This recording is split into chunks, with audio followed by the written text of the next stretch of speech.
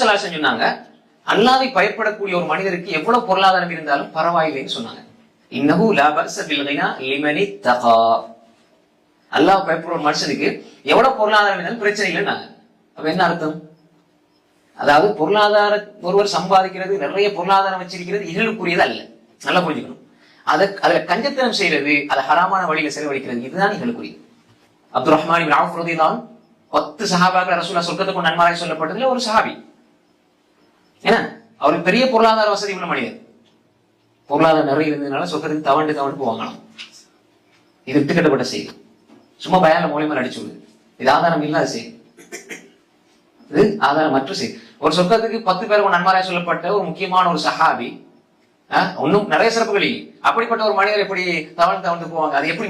அதாவது நேரடி அந்த சனதன் அரைப்பாளர் செய்வாங்க, விட்டுக்கட்டப்பட்ட செய்தி. ஆனால் இது ஒரு சஹீஹான இவ்வளவு செய்திகள் இருக்குது, நமக்கு எவ்வளவு தெளிவா அது இருக்குது, அது தெரியாம தான் நம்ம இதை சொல்றோம். ரைட். அப்ப பாருங்க, எனவே பொருளாதாரம் உஸ்மான் இப்னு அஃபான் ரலியல்லாஹு அன்ஹு, அதே மாதிரி அபூ தல்ஹா அவருடைய பைருஹாவை கொடுத்தார் ரலியல்லாஹு அன்ஹு, அதே மாதிரி அபூ தஹ்தாஹ், அபூ பக்ர் சித்தீக் ரலியல்லாஹு அன்ஹு, உமர் இப்னு கத்தாப் ரலியல்லாஹு, பொருளாதாரம் இருந்து கொடுத்தாங்க. அப்ப எனவே ஒரு தக்வாவோட உள்ள மனிதன் வந்து பொருளாதாரத்தை அல்லாஹ்வுக்காக கொடுத்து அதன் மூலமா சொர்க்கம் செல்ல பார்ப்பான். அப்ப அது சிறப்பு தானே. அப்ப அதனால பொருளாதாரம் தக்வா உள்ள மனிதனிடத்தில் இருக்குமா இருந்தால் எந்த பிரச்சனையும் இல்லை.